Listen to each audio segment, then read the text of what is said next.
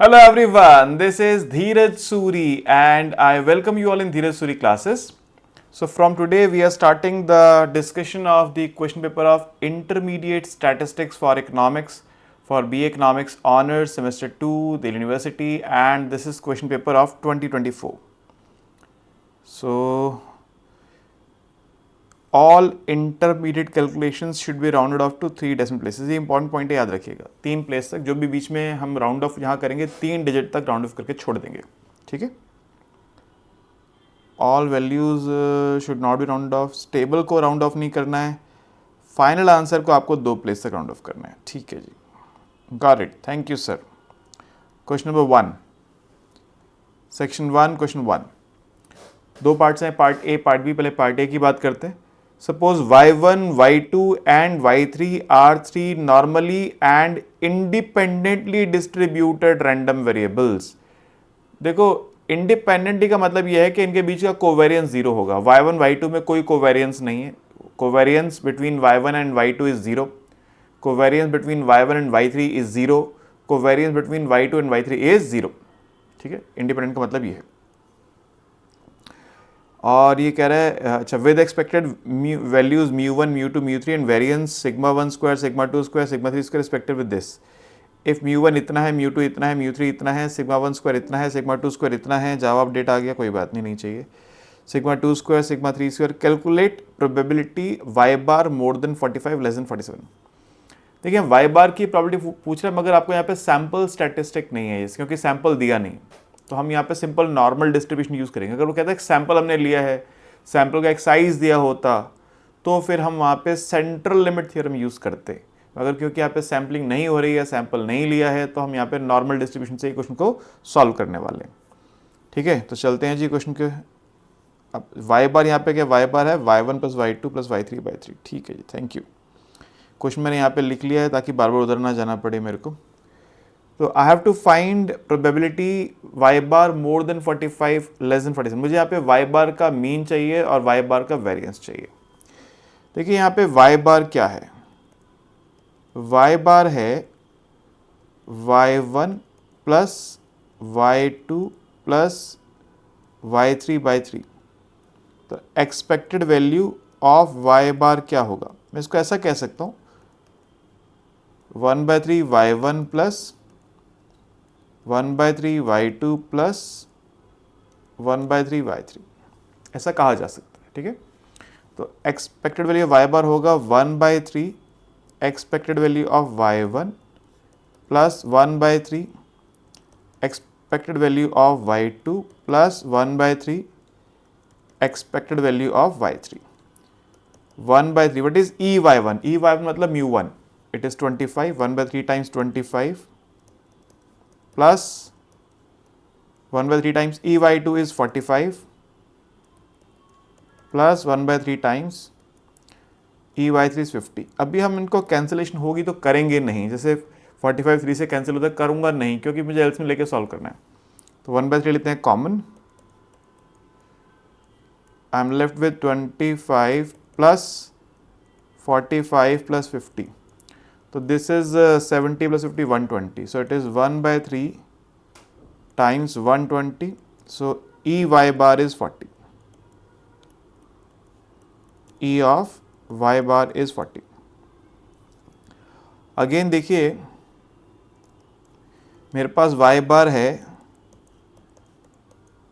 1/3 Y1 plus 1/3 Y2 plus 1/3 Y3। तो variance of Y bar होगा 1/3 का square, variance of y1 plus 1/3 का square, variance of y2 plus 1/3 का square, variance of y3। इसके साथ साथ plus 2ab covariance y1 y2, 2bc y2 y3 का covariance, 2ac y1 y3 का कोवेरियंस भी लेते हैं, मगर यहाँ नहीं लेंगे। क्यों? क्योंकि क्वेश्चन ने बोला है क्या कि y1 y2 y3 इंडिपेंडेंट हैं, ठीक है। ये बात मैं लिख देता हूँ, since y1 y2 y3 are independent, therefore next line जगह नहीं थी, मैं यहाँ लिख रहा हूँ इसलिए, covariance y1 y2 is equal to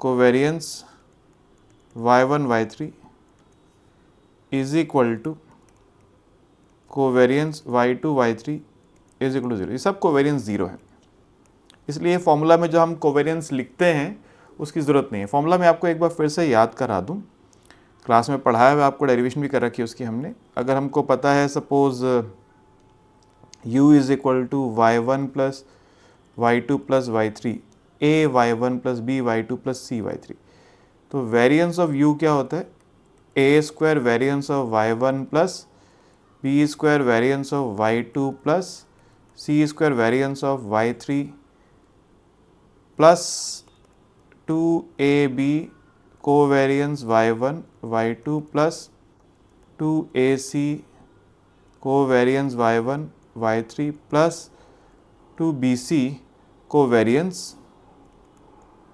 y2 y3। मगर यहाँ पे ये तीनों कोवेरियंस 0 हैं, ये भी 0 है, ये भी 0 है, ये भी 0 है, क्योंकि कोवेरियंस उसने बोल दिया इंडिपेंडेंट है तो कोवेरियंस 0, इसलिए फॉर्मूला में मैंने उनको लिखा ही नहीं है, यहाँ पे कोवेरियंस ऐड नहीं किया मैंने इस फॉर्मूला के अंदर। ठीक है, तो देखिए 1/9 into variance of y1, y1 का वेरियंस कितना है, y1 का वेरियंस है 10, y2 का 15, 1/9 into 10 plus 1/9 into 15 plus 1/9 into y3 का वेरियंस है 20। यहाँ पे 1/9 आएगा common, 10 plus 15 plus 20, so this is 25 plus 20 45/9 5। Standard deviation of y bar is under root variance of y bar root under 5, 2.2 something होता है, 2.23 है if I am not wrong। 3 place तक लेंगे क्योंकि उसने इंटरमीडिएट को 3 प्लेस तक बोला। Root under 5 is 2.2360, 2.2360। Rounding off का रूल ये है सर कि जो डिजिट हमें छोड़नी है, 3 के पास 4 डिजिट छोड़नी है, छोड़ना है इसको, तो अगर ये 5 या 5 से बड़ी है तो लास्ट डिजिट जो हमारे पास है, सेकंड लास्ट, जो अभी सेकंड लास्ट है बाद में लास्ट बनेगी, इसमें हम 1 ऐड कर देते हैं अगर ये 5 से बड़ी है। लेकिन अगर ये 5 से छोटी है तो उसको ऐसे ही एलिमिनेट कर देंगे, कुछ नहीं होगा यहाँ पे। तो ये छोटी है तो ऐसी एलिमिनेट हो जाएगी, और मेरा जो आंसर रहेगा वो रहेगा 2.236। ये आपको लिखना नहीं, बस आपको अंडरस्टैंडिंग हो जाए इसलिए मैं बता रहा हूँ। वैसे राउंडिंग ऑफ आप जानते हैं, ठीक है। कुछ बच्चे बोलते हैं सर मेरे को तो नहीं याद। मैं आपको बताऊं, मुझे कई बार बच्चा लिखता है मैसेज कि सर मुझे तो एक्स स्क्वायर का डेरिवेटिव भी नहीं आता, एक्स स्क्वायर का डेरिवेटिव 2x क्यों लिखा आपने, मुझे नहीं पता, आई डोंट नो। तो इसलिए मैं बोल रहा हूँ। कई बच्चे बोलते हैं सर इतनी छोटी बातें क्यों बोल रहे हो, क्योंकि आप, मैं व्हाट्सएप पढ़ाऊंगा आपको तो आप हैरान हो जाएंगे बच्चे क्या क्या लिख देते हैं। ठीक है, मैं कोशिश करता हूँ जितना बेसिक रख पाऊँ लेक्चर को, ताकि जब बच्चा पढ़ रहा हो उसको दिक्कत ना हो। ओके, ये आ गया। अब हमको चाहिए क्या था, हमको चाहिए था क्या, प्रोबेबिलिटी चाहिए y बार 45 से 47 के बीच में है। तो फॉर, क्योंकि नॉर्मल डिस्ट्रीब्यूशन यहाँ पे, for y bar is equal to 45, z क्या होगा, z होगा y bar minus expected value of y bar upon standard deviation of y bar. y bar है 45, एक्सपेक्टेड वैल्यू y बार की आई थी 40, हमने निकाली थी अभी, ये रही। तो 45 माइनस 40 डिवाइड बाई 2.236। अब ये जो स्टैटिस्टिकल टेबल्स होती हैं इसमें डेसिमल के बाद 2 प्लेस तक की ही वैल्यू होती है, जैसे 1.28, 2.35 ऐसे करके। तो हमें डेसिमल के 2 प्लेस पे रुक जाना है, वहीं राउंड ऑफ कर देंगे इसको। 45 माइनस 40 आ रहा है आपका 5 डिवाइड बाई 2.236, ये आएगा 2.236। ठीक है, 2.236 आ रहा है, मगर मैं इसको, यार 2.236, मगर मैं राउंड ऑफ 2 प्लेस पे करूंगा इसलिए क्योंकि टेबुलर वैल्यू जो होती है वो डेसिमल के 2 प्लेस के बाद ही मिलती है मेरे को। तो मुझे 6 को हटाना है। जिस डिजिट को हम एलिमिनेट करते हैं अगर वो 5 या 5 से बड़ी है तो सेकेंड लास्ट डिजिट को हम एक बढ़ा देते हैं, तो ये 2.24 हो जाएगा, तो इसलिए हम 2.24। ठीक है, फिर हमको दूसरी वैल्यू चाहिए y की 47, for y bar is equal to 47, z क्या होगा, y bar minus E Y bar upon standard deviation y bar. 47 minus 40 divide by 2.236, तो 7 बाय 2.236 होगा ये। 7 डिवाइड बाय 2.236 3.130, तो 3.13 ही हो जाएगा। ये 3.130 है तो लास्ट डिजिट 5 से छोटी है तो वैसे हट जाएगी। Now what do we need, what is the required probability?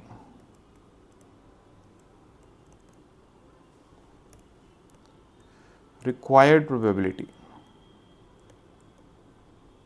is equal to probability y bar more than 45 less than 47, or I can say probability standard normal variate z more than, क्या आया था, 2.24 more than 2.24 less than 3.13. It is probability z less then 3.13। देखो ऐसे करते हैं हम इस questions में, ये मेरी स्टैंडर्ड नॉर्मल कर्व है, इसमें स्टैंडर्ड नॉर्मल कर्व, ये 3.13 है, ये 2.24 है, इनके बीच क्या चाहिए, मतलब 3.13 से पीछे की सारी वैल्यूज मैं ले लूँगा। I will take all these values, ठीक है, I take all these values, और इसमें से वी विल सब्ट्रैक्ट 2.24 से पीछे की सारी वैल्यू, इनको सब्ट्रैक्ट कर देंगे, will subtract all these values. ये हम नॉर्मल में पढ़ कर आए हैं ना। तो ये होगा क्या, probability z less then 3.13 minus probability z less then 2.24, ये हमको टेबल से मिलेगा। फाई 3.13 हमको टेबल से देखना है। अब मैंने जैसे कहा था, टेबल आपको पेपर में प्रिंट होके मिलती है, और कई बार क्या होता है, वो टेबल प्रिंट करके अगर नहीं देगा, इसमें भी दी होगी पीछे टेबल, कई बार वो अगर प्रिंट करके ना दे तो उस सिचुएशन में वो यहीं पे कुछ वैल्यूज़ लिख देता है, नीचे यहाँ पे कुछ वैल्यूज़ लिख देगा। कभी कभी तो प्रिसाइज वैल्यू लिख देता है, जो चाहिए वही लिख देगा। कभी कभी कुछ वैल्यूज़ अनाप शनाप लिख देगा, जो हमारे काम की नहीं होंगी वो भी लिख देगा, जो काम की हो तो लिखेगा, जो काम की नहीं वो भी लिख देगा। तो वो इसलिए ताकि आपको सीधा वो आंसर केक वॉक नहीं कराना चाहता, तो इसलिए वो कई बार उल्टी पुल्टी वैल्यू लिखते हैं। आपको पहचानना है कि मेरे काम की कौन सी वैल्यू। मुझे यहाँ पे क्या चाहिए थी, मुझे चाहिए वैल्यू 3.13 और 2.24। तो 3.13 पे क्या वैल्यू आ रही, टेबल पे चलते हैं। ये टेबल हम लोग प्रोवाइड करते हैं आपको, आपके पास हमारा जो नोट्स है उसमें मिलेगी। 3.13, तो 3.1 को देखना है आपने, you have to find 3.1 under 3। तो अंडर 3 देखो, मैं बता दूँ आपको, ये 0, ये 1, ये 2, ये 3, फोर्थ कॉलम जो है 3.1 अंडर 3, 0, 1, 2, 3, ये है 0.99913, 0.99913, 0.99913 माइनस 2.24, 2.2 को देखेंगे अंडर 4, 2.2 अंडर 4, 0, 1, 2, 3, 4, 0.98745, 0.98745। उसने याद रखिएगा आंसर को दो प्लेस पे राउंड ऑफ करने को बोला, तो आंसर को दो प्लेस पे राउंड ऑफ कर देंगे। और मैं इसको अप्रॉक्सीमेट लिख सकता हूँ, मतलब if you want to write you can write approximately, क्योंकि ये टेबल्स अप्रॉक्सीमेट वैल्यूज़ ही देती हैं, ठीक है। तो इट इज़ 0.99913 माइनस 0.98745।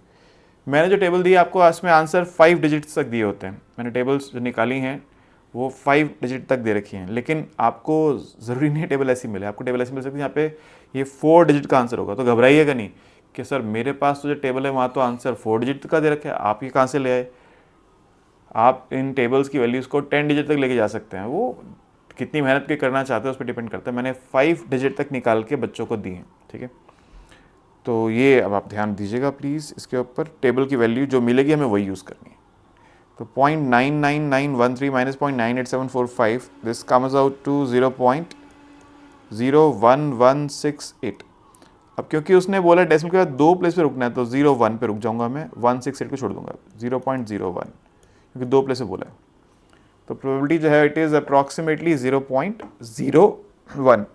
ये बात ध्यान दीजिएगा फिर से, अगर ये टेबुलर वैल्यू 4 डिजिट की होगी तो ये कुछ और नंबर होगा, ये कुछ और नंबर होगा, और ये आंसर भी कुछ और आ रहा होगा, थोड़ा फ़र्क हो सकता है।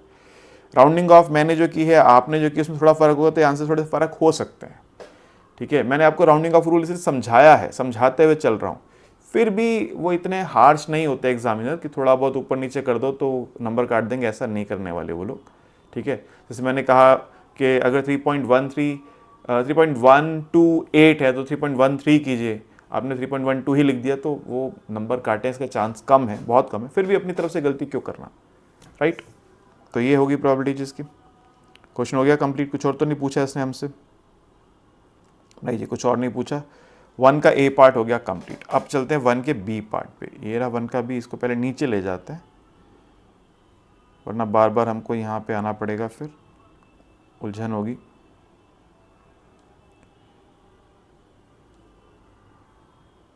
ये भी कुछ इसी तरह का ही क्वेश्चन लग रहा है मेरे को, तो देखते हैं।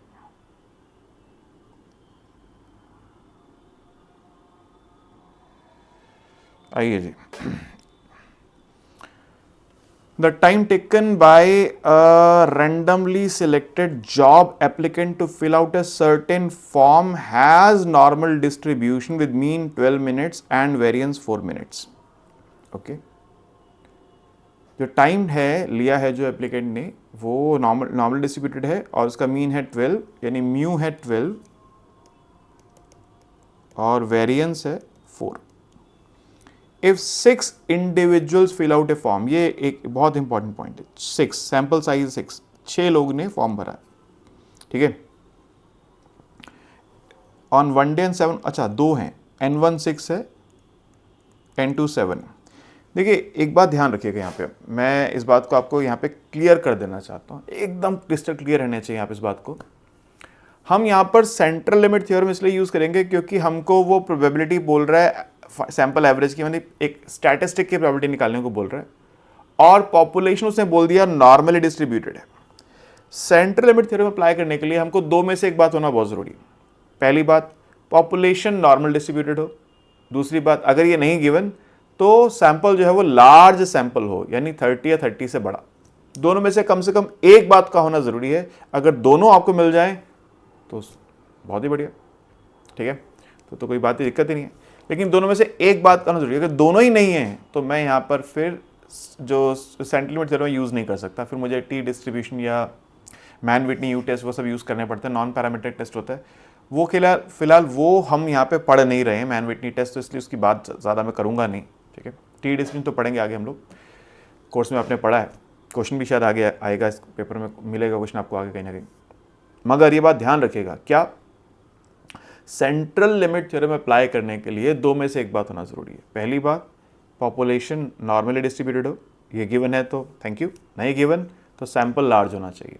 यहाँ दो में से एक ही बात है, सैंपल स्मॉल है, 30 से छोटा है, सैंपल स्मॉल है, लेकिन पॉपुलेशन नॉर्मली डिस्ट्रीब्यूटेड है, इसलिए मैं यहाँ पर स्टैंडर्ड नॉर्मल वेरिएट बनाकर सेंट्रल लिमिट थ्योरम यूज़ कर लूँगा, ठीक है। तो दोबारा पढ़ते हैं। पहले दिन 6 लोगों ने फॉर्म भरा, दूसरे दिन 7 लोगों ने फॉर्म भरा। Find the probability that sample average amount of time taken on average and each day is eight most 13। Average time है वो एट मोस्ट 13 से कम है। तो पहले मैं निकालता हूँ standard error of mean. Standard error of mean is sigma by under root n। Sigma square है 4 तो सिग्मा है 2 by root under 6, 2 by root 6 कितना है जी, 2 डिवाइड बाय रूट अंडर 6, 0.81649, 0.8164। अब कैलकुलेटर तो दे रहा है बहुत सारे वैल्यूज, मैं रुकता हूँ, मुझे 3 डिजिट पे रुकना है। क्वेश्चन में बोला है इंटरमीडिएट कैलकुलेशन को 3 डिजिट पे रोकना है, तो लास्ट डिजिट जो मेरी है वो अगर 5 से कम है तो ऐसी एलिमिनेट हो जाएगी, क्योंकि 5 से कम है तो एलिमिनेट, 5 या 5 ज़्यादा होती तो सेकंड लास्ट बढ़ाना पड़ता, यहाँ एलिमिनेट हो गई।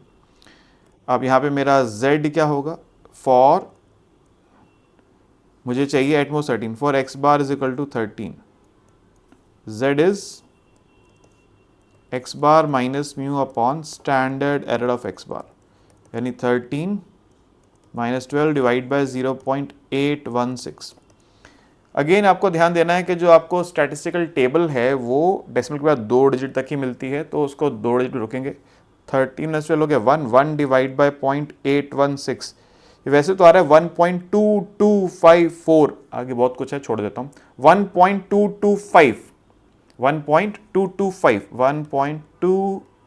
मगर मैंने क्या कहा, स्टैटिस्टिकल जो जेड टेबल है वो डेसिमल के बाद 2 प्लेस तक हमें रोकती है, तो मुझे यहाँ रुकना है। तो लास्ट डिजिट जो हटानी है वो 5 है, तो सेकेंड लास्ट को एक बढ़ाना पड़ेगा, तो 1.23 हो जाएगा ये, दिस इज 1.23। तो हमें क्या चाहिए, probability at most 13, probability that x bar is less than equal to 13 means probability z less than 1.23, यानी 1.23, ठीक है, 1.23। तो टेबल पे चलते हैं, 1.23 देख लेते हैं कहाँ आ रहा है भाई। 1.2 अंडर में 3, 1.2 अंडर 3 इज ये 3, 0.89065, 0.89065, 0.89065 विच इज अप्रॉक्सीमेटली 0.89, क्योंकि उसने बोला था कि फाइनल आंसर को आपको डेसिमल के बाद 2 प्लेस तक राउंड ऑफ करके छोड़ना है, तो 0.89, ठीक है। तो ये फॉर फर्स्ट डे, मैं भूल गया लिखना यहाँ पे, फॉर फर्स्ट डे, क्योंकि सेकेंड डे का n दूसरा है, सेकेंड डे 7 लोगों ने करा है, तो for second day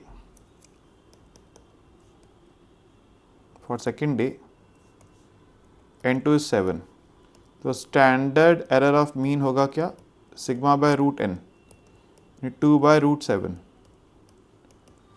2 by root under 7 कितना आता है जी, 2 डिवाइड बाय रूट अंडर 7, या तो 0.7559, 0.7559, लास्ट डिजिट जो है ये 5 से बड़ी आ रही है, इसको हटाएंगे तो सेकेंड लास्ट को बढ़ाना पड़ेगा, 0.756 कर लेते हैं इसको, 0.756। मैं बार बार इसे फोकस कर रहा हूँ कि यहाँ बच्चे गलती कर जाते हैं, फिर मुझे मैसेज लिखते हैं, सर मेरा आंसर आपके आंसर से डिफरेंट कैसे, वो आता है ना, मेरी शर्ट तेरी शर्ट से ज़्यादा सफ़ेद कैसे, तो बच्चे बोलते हैं सर हमारा आंसर आपके आंसर से अलग क्यों आ रहा है, तो राउंडिंग ऑफ का फ़र्क कर रहे होते हैं यहाँ पर, ठीक है। फिर दिखाना पड़ता है, देखो भाई आंसर चेक करके, राउंडिंग ऑफ आपने ऐसे किए, मैंने ऐसे किए। मैं बता चुका हूँ आपको अभी कि मैं ऐसा नहीं मानता हूँ कि इतनी सी बात को लेके वो नंबर काट देगा, बहुत ज़्यादा आपके काटेगा नहीं, मेरे को लगता है। फिर भी हम अपने साइड से उसको एक भी चांस क्यों दें, तो हमें अपनी तरफ से सही करना चाहिए। तो स्टैंडर्ड ये आ गया। अब z क्या होगा, z है x bar minus mu upon standard error of x बार, यहाँ भी एटमोस्ट 13 है तो 13, म्यू 12 है अपॉन 0.756, तो कितना आता है जी, 1/0.756, इट कम्स आउट टू 1.322, 1.322। मैंने कहा टेबल जो होती है डेसिमल के बाद 2 प्लेस तक होती है, लास्ट डिजिट को हटाना है, क्योंकि 5 छोटी वैसे हटा दो उसको, 1.32। What do we need, required probability is probability x bar less than equal to 13 means probability z less than 1.32, 1.32 क्या होगा जी, टेबल पे देख लो, टेबल भैया कहाँ हो आप, आ जाओ, 1.3 अंडर 2, 0.90658, 0.90658, 0.90658। अब डेसिमल के बाद 2 प्लेस तक जाना है मुझे, तो ये डिजिट मुझे हटानी है, तो 6 जो है, सॉरी ये डिजिट जो मुझे हटानी है, ये digit this is more than 5, तो उसको जब हटाऊंगा तो सेकेंड लास्ट को बढ़ाना पड़ेगा, तो 0.91 आंसर हो जाएगा, 0.91 अप्रॉक्सीमेटली, ठीक है, क्लियर। तो ये है जी कहानी, और तो कुछ बोला नहीं इसने। 5 मार्क्स ए पार्ट के थे, 5 मार्क्स बी पार्ट के हैं, क्वेश्चन आसान था, कुछ और इसने बोला नहीं है, ठीक है। तो ये होपफुली आप लोग समझ गए हैं। कोई क्वेरी ऐसी हो, कोई बात ऐसी जो आपको पता नहीं चली, आप पूछना चाहते हैं, तो डाउट क्लास में आके मेरे साथ डिस्कस कर लीजिएगा जी, right, okay, thank you, good bye.